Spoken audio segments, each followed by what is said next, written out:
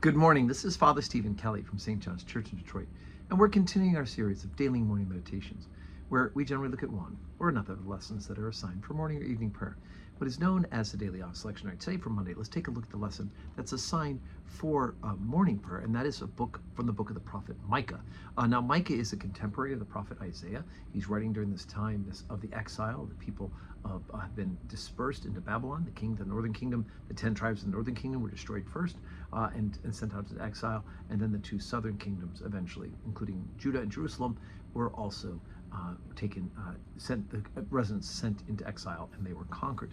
And so just as yesterday we heard a little bit about Jesus lamenting over the destruction of Jerusalem, so too the prophets talked about the great sorrow of the destruction of Jerusalem. But yet both Isaiah and Micah's believed to have been a more common means, not royalty like Isaiah was believed to have been. Micah writes about this expectation, the prophecy that in fact they will be restored to Jerusalem. That is their hope. So we're on chapter number 4, beginning at verse number 1. In the last days it shall come to pass that the mountain of the house of the Lord shall be established in the top of the mountains, and it shall be exalted above the hills, and people shall flow unto it. And many nations shall come and say, Come, let us go up to the mountain of the Lord, and to the house of the God of Jacob.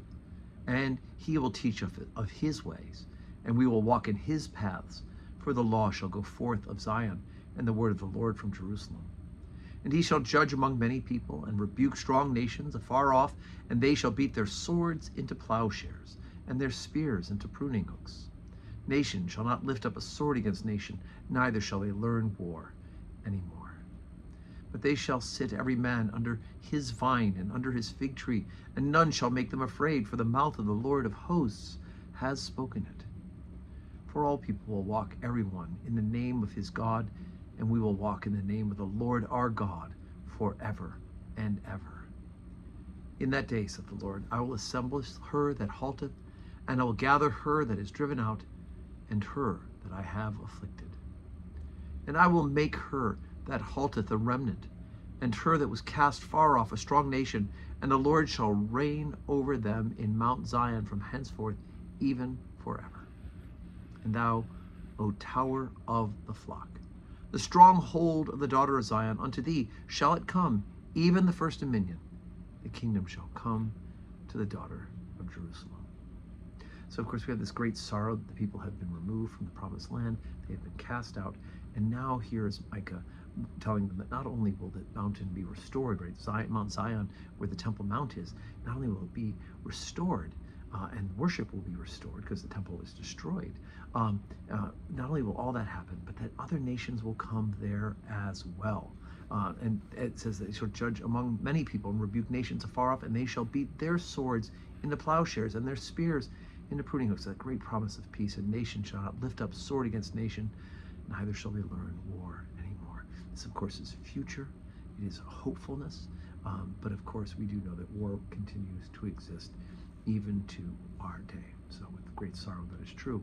But the fact that all nations will come to that Mount Zion has been accomplished in the spiritual temple that is Jesus Christ and his church, right? The book of Revelation sets out that the New Jerusalem is in fact come down from heaven, and New Jerusalem is, by allegory, the church herself, right? It's not the city, it's not a place right? Jesus tells the Samaritan woman by the well that the people will worship God in spirit and in truth, for such as the Father seeketh us to worship him, right? So we do know that in fact the New Jerusalem is that place where we are worshiping as the body of Christ and glorifying Jesus Christ. Which is what I mentioned on our sermon at 10 o'clock on Sunday. So today is Monday. We have 12:15 Holy Communion and 3 o'clock or 4 o'clock evening prayer. I hope you can join us in person. If not, watch the live stream and join us that way. Either way, I hope that you have a Monday that's full of blessings.